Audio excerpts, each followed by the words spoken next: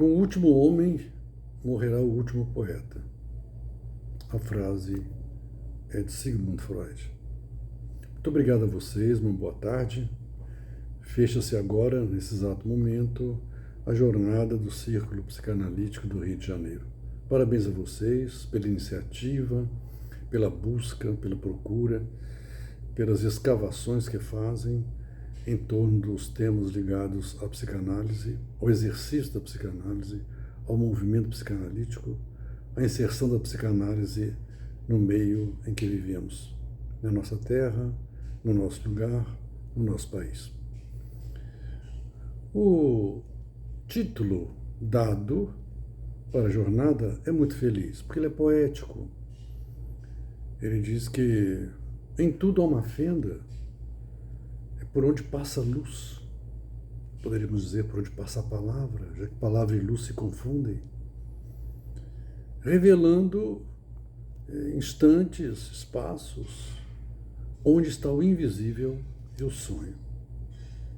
A frase parece-me que pertence a uma das canções de Leonardo Cohen, mas o importante é que a escolha coincide muito bem com o espírito do Círculo Psicanalítico do Rio de Janeiro. E se tratando de um fechamento de jornada, imaginemos o percurso que fizeram desde as primeiras horas do dia até agora, a caminhada penosa, afinal, caminhar cansa. Eu diria que o fechamento nada mais é do que um agradecimento a vocês pela iniciativa, um elogio, uma forma laudatória de dizer que é por aí que a psicanálise avança, pelo estudo, pela discussão, pela produção de achados psicanalíticos. Então, serei breve, abarcando 3 coisas a partir da palavra fenda. A fenda que existe no poeta, que existe no psicanalista. Porém, vou começar com algo um pouco mais objetivo, a fenda que foi e que é o Círculo Psicanalítico do Rio de Janeiro. Como é que ele nasce? Ele tem raízes na Áustria, ele passa por Belo Horizonte, ele chega ao Rio de Janeiro. Na Áustria, é Igor Caruso que começa a levantar questões a respeito da IPA, a Sociedade Internacional de Psicanálise, e levanta a possibilidade de se criar, paralelamente a essa sua contestação, uma sociedade internacional de sociedades psicanalíticas independentes. Com isso, ele revoluciona já aí 50 anos passados, desde o advento da psicanálise, em 1900, ele inova a psicanálise, trazendo a possibilidade de uma abertura maior, segundo o espírito de Freud. Psicanálise como uma ciência do povo, para o povo, com o povo, e, consequentemente, algo que ele chamava de fundamental na social-democracia. Igor Caruso foi muito amigo de Katrin Kemper. Estiveram juntos em muitos momentos na Europa. Ele veio para o Brasil mais ou menos à época em que Katrin Kemper vem com Werner Kemper para o Brasil. Aqui chegando, o Igor Caruso vai se situar em Belo Horizonte com um analisando seu, um analisando de porte bastante excelso, que foi o Malomar Edelweiss. Malomar Edelweiss era um padre que na Áustria fora paciente de Igor Caruso, com o qual fez depois uma aliança muito forte, e ambos vão para Belo Horizonte e lá fundam a primeira sociedade independente da IPA, chamada de Círculo Brasileiro de Psicanálise. Em Belo Horizonte, Igor manteve um contato estreito com Katrin Kemper, que já conhecia dos tempos de Áustria e Alemanha, e com isso, Katrin Kemper visitando Igor e Igor visitando Katrin Kemper, nasce a ideia de se ampliar o círculo brasileiro, torná-lo de fato brasileiro. E o círculo, então, começa a atuar em Porto Alegre, na Bahia, depois em Pernambuco e, finalmente, em Alagoas. Com isso, Katrin Kemper vem com uma ideia de aqui, quem sabe, abrir uma sociedade nova, ela que pertencia à Sociedade Psicanalítica do Rio de Janeiro, da qual foi convidada a se retirar, e com ela uma pleiade de analisandos seus, alguns já formados, outros em formação, e funda-se então o Círculo Psicanalítico do Rio de Janeiro. Então é uma fenda, é um buraco, é um orifício por onde passa a luz, por onde começa a palavra. Mas em que sentido? Então, rapidamente contextuando, o que acontece em 1900, vou arredondar para 70, o ciclo é de 69, o que está acontecendo em 1970? Nós temos a Sociedade Brasileira de Psicanálise, nós temos a Sociedade Psicanalítica do Rio de Janeiro, a qual Katrin Kemper pertencia com seu grupo, e nós temos o IMP, o Instituto de Medicina Psicológica, hoje chamado Iracy Doyle. Então, ao pensar no círculo, ela encontra uma fenda, encontra um orifício de luz nesse bloco, um tanto ou quanto monolítico, das sociedades vigentes. O IMP um pouco menos, porém, a sociedade brasileira e a do Rio de Janeiro, um hermetismo que, de certa maneira, só se versava sobre temas ligados à IPA, uma visão muito monolítica do que propunha a IPA como prática psicanalítica, sendo o Instituto de Medicina Psicológica um pouco à parte e não filiado à Sociedade Internacional de Psicanálise. E com isso ela vê a possibilidade de se criar um grupo mais libertário, por exemplo, que pensasse uma psicanálise talvez mais brasileira, como o Instituto de Medicina Psicológica, de linha culturalista, queria incluir a cultura como um discurso importante na prática da psicanálise. Tal sorte que ser analista na Áustria é uma coisa, ser analista no Brasil é outra, no sentido de lá a cultura é austríaca, aqui é a cultura brasileira, recheando, moldando e moldurando a prática da psicanálise, que tem um eixo que é comum à Áustria e ao Brasil, que é o inconsciente. Com isso, a fenda feita, o orifício aberto, este grupo que aparece no Rio de Janeiro, ele tem umas características interessantes, como, por exemplo, admitir pessoas não médicas na prática psicanalítica. Ah, mas a Katrin Kemper não era médica, e, no entanto, era didata da Sociedade Psicanalítica do Rio de Janeiro. Sim, eles admitiam pessoas de notável saber e de experiência psicanalítica avantajada, e davam-lhes o nome de paramédicos, para guardar ainda no bojo um quê de psicanálise, uma prática médica, contrariando Freud. E a queria leiga, escreveu inclusive em 1927 um livro intitulado Análise Leiga, mas que na época ninguém lia não, ninguém dava nenhuma abertura para essa tese de Freud de 1927, e que não era de 27, porque já em 18 ele fala da importância de agregar a psicanálise todos os obreiros ligados à prática psi, ou à prática dos sócios. Ele queria, inclusive, pessoas do serviço social, da assistência social, trabalhando a favor da psicanálise. E o círculo, ele se abre a isso. Então, o círculo, ele tem no seu bojo um espírito libertário, democrático, de vanguarda, extraordinário. Essa fenda, ela produz uma luz e produz uma palavra excelsa.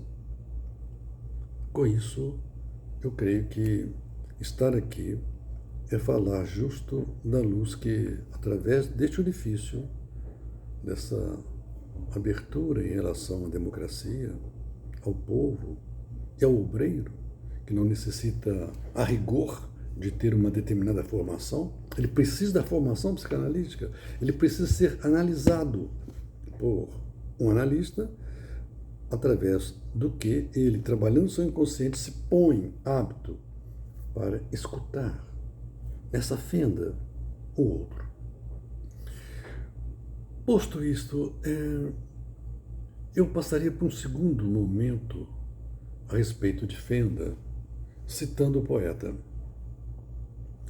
Em 1908, todos aqui conhecem, Freud tem uma conferência chamada O Escritor Criativo, o escritor e o poeta, em cujo bojo nós vamos encontrar a criança como maior expressão da criação e como síntese do que nós poderíamos chamar de poesia.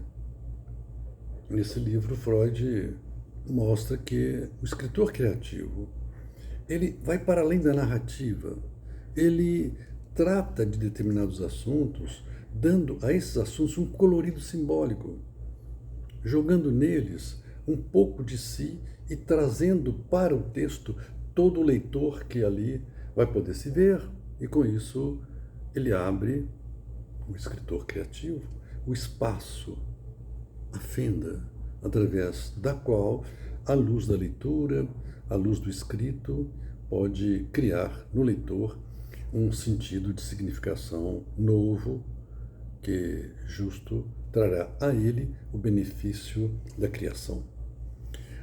Quando Freud compara o escritor criativo à criança, ele faz alusão a uma coisa a qual todos nós estamos acostumados, né? Vocês especialmente labutam nessa frente tão generosa que é do atendimento infantil.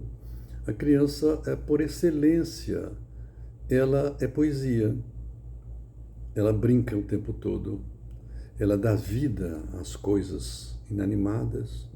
E com isso ela entra no mundo da luz, no mundo da descoberta do que de fato importa, porque são coisas invisíveis, que na atividade lúdica, na atividade criativa, artística da criança, torna-se visível. E o que é o sonho? Senão esta brincadeira do inconsciente, que monta peças, monta figuras, etc., e nos apresenta uma bela ópera, que, quando acordados, podemos revisitar e dela tirar ensinamentos extraordinários. A partir do quê? Daquilo que este jogo, essa brincadeira do sonho, provoca em nós como repetição de desejos nossos, como realização de desejos nossos, e como uma organização desse mundo interno que é invisível, e somente pode ser visível através de uma fenda, que aqui no nosso caso específico há de ser a possibilidade, a grande capacidade de sonhar. Há duas cartas de Freud, entre as suas 11.000 cartas, que estão lá no Congresso de Washington, na biblioteca do Congresso de Washington, para um médico chamado Arthur Schnitzler. Este médico, escritor, manda duas cartas a Freud, às quais, obviamente, ele nunca deixou de responder uma carta. Freud responde, mostrando que ele, escritor, esse Schnitzler, ele tinha se colocado como criança, se colocado como poeta, escrevendo as obras dele, mostrando ao escritor, que faz a pergunta, mas o que eu sou? Né? Quando eu escrevo, diz ele, você é um escritor criativo, portanto você é um poeta, e com isso você se põe com o melhor que você guarda dentro de você, que é a sua parte criança, que nos possibilita, ao longo da sua leitura, tirar o invisível ali embutido, para que na visibilidade que chega a nós, possamos avançar no processo civilizatório. Outra coisa interessante é o que Bachelard diz, apontando que o importante da poesia é o instante, tanto quanto a brincadeira, no insight que a criança tem, ou como o fotógrafo no momento que aperta o botão de sua câmera, esse instante que traz uma fulgurância em cima da qual você vai então fazer buscas, pesquisas, escavações para chegar àquilo que é visto e não ao mesmo tempo, porque você vê uma coisa que tem muito mais do que você enxerga. E é esse processo de olhar, de pesquisar, de escavar, de abrir-se ao som, à fala, que vai possibilitar o advento do invisível, do que não está claro, mas que existe tanto quanto no iceberg, com muito mais largueza e profundidade do que o que aflora no espelho das águas, a ponta do iceberg. Outra observação que eu acho interessante é a respeito do que um poeta brasileiro, jovem, escritor já fecundo, que é o Alberto Pichet. Alberto Pichet, fala também Pucheu, não importa, ele levanta a questão do olhar enquanto algo que é atacado pela natureza. Como para Roland Barthes, a linguagem me obriga a falar, a natureza me obriga a ver. Então, nesse sentido, ela chega a mim generosamente e de uma gratuidade absoluta para que eu possa ali procurar o que eu não vejo, o invisível, portanto. Isso se faz pela escavação. No sentido prático, arqueologia, outra coisa não é do que procurar na terra a nossa história, a nossa raça, a nossa origem, os traços que hoje ainda nos marcam e definem. E Freud, mais de uma vez, comparou essa atividade psicanalítica à arqueologia. E hoje a paleontologia avança de uma forma exponencial. É inacreditável o que cada dia aparece de descobertas em mais diferentes rincões, incluindo o Piauí, que acaba de nos revelar aí uma caverna de pelo menos 6.000 anos atrás, com uma civilização que tinha lá rituais de sepultamento, tinha lá símbolos, né, ligados à natureza. E o nosso trabalho psicanalítico é de ouvindo o paciente, através da fenda da nossa escuta, lá enquanto ele fala, enquanto a nossa associação livre o deixa enredar o seu discurso, o nosso pensamento atento pelas jornadas que fizemos ao longo de nossa formação, pelos estudos, leituras, muitas vezes penosas, que nos tomaram horas, nós vamos conseguir escavar, né? Separar, quem sabe, a terra daquele achado precioso que, antes invisível, a partir de agora, torna-se visível e se põe como sonho. Eu voltaria ainda à questão da fenda para mostrar que essa fenda ela está em tudo e pode ser uma maneira muito boa de nós lidarmos em sociedade. Teremos sempre aquilo que se põe diante de nós, que, como diz lá o Pichet, que nos agride os olhos. Olha que o verbo agredir é nobre, que vem ao encontro de agredir, é subir degraus na direção de alguma coisa. Então a natureza vem a nós e, consequentemente, nos dá a chance de limparmos o caminho, mexermos nas copas das árvores, na relva que cerca a floresta, encontrar ali o invisível, aquilo que tem uma beleza exponencial, que é uma aspiração do nosso desejo, buscar o belo, já que bondade, beleza e verdade são aspirações fundamentais do ser humano e que se confundem, tornam-se sinônimas. Ser bom é ser belo, é ser verdadeiro é ser bom e belo, e, finalmente, ser belo é ser bom e verdadeiro. Com isso, então, eu creio que a fenda que nós oferecemos ao nosso paciente, que graças ao círculo, né, abriu espaço para que nós pudéssemos estar aqui, falando com liberdade, independentemente do que falam de nós, as críticas que se jogam, né, a respeito dessa linha mais democrática. Ok, são visões. Continuemos no nosso caminho. Vamos atrás dessa luz que passa pela fenda, que ela é generosa e muito criativa. Então, fechando, eu diria a vocês que isso está em todos os lugares, podemos fazer em qualquer momento da nossa vida, a despeito de não importa o quê. Então, um pequeno exemplo aqui. Peço licença aqui a Luciana Lembe para fazer uma alusão a um trabalho magnífico dela. Ela é uma artista, ela lida com a literatura, com a arte. Ela escreve um livro através de um buraco de fechadura. Ela é fotógrafa, ela não conhece o bisavô dela. Talvez a mãe dela também não conhecesse tão bem assim o avô. Quando o avô morreu, mãe de Luciana deveria ainda ser uma pré-adolescente, provavelmente ainda muito menina. E este avô, ele deixou como legado um grande enigma, um grande não dito.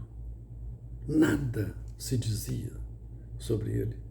E, no entanto, a história dele é de uma mãe que fica viúva, tem 3 filhos, e na pobreza em que ela caiu, ela dá os 3 filhos aos seus parentes.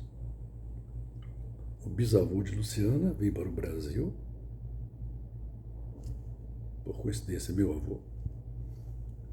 O irmão, tio-avô, vai para Nova York, e a tia-avó, ainda adolescente, no começo da adolescente, ela tem que pular a primavera, entrar logo no verão da vida, na Argentina. Vai para Buenos Aires. Mas o que importa aqui, a respeito do invisível, é que jamais se falou nada sobre essa família. Não havia nada escrito. Ele não usava o italiano. Ele esqueceu a língua italiana. Ele cumpriu religiosamente o que a mãe lhe pediu. Não olhe para trás. Não olhe para trás. Agora é só para frente. Talvez na angústia dela de ter dado os filhos, ela não suportaria o olhar de um filho na direção dela. Segundo, intuímos, e quem sabe até com muita dor pensamos, ela o fez com muito sofrimento.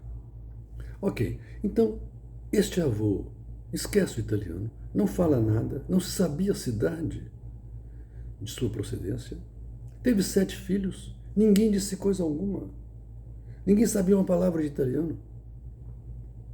Óbvio que ele teve que passar por 2 guerras, grandes guerras. A Itália, em ambas as guerras, não foi o país mais elogiado e acolhido na comunidade humana. Ele sempre pertenceu a uma certa linha meio que fascista, e, consequentemente, ser italiano não era nem um pouco lisonjeiro. Então, esse silêncio tem lá a sua explicação. Mas eu não quero delongar mais. Eu quero mostrar o livro em que a bisneta, sem saber de nada, vai à cidade deste bisavô, fotografa casas, janelas, becos, ruelas, as oliveiras, o mar, e deixa páginas em branco no livro, para que o leitor, olhando as fotos, ele escreva a história desse personagem. Que ele tire ali, daquele contexto, daquele invisível, né, que vem a nós através da luz, que bate os nossos olhos, mas que, se um pouco decantado, um pouco arejado, pode revelar uma história. É história real? Foi de fato o que ele viveu? Isso não importa. A criança também não quer saber se o brinquedinho dela é de madeira, de plástico ou de vidro. Ela dá vida àquilo, e aquilo se torna uma verdade. E aquilo se torna uma poesia, aquilo se torna uma canção. Então, parabéns a vocês. Muito obrigado por essa honra. Declaro encerrada a jornada do Ciclo Psicanalítico do Rio de Janeiro. e guardemos conosco a lição do poeta que diz que em tudo há uma fenda, e é por ali que passa a luz. E, consequentemente, possibilita o quê? O invisível. Quem sabe, o indizível. E o sonho, o devaneio. Muito obrigado.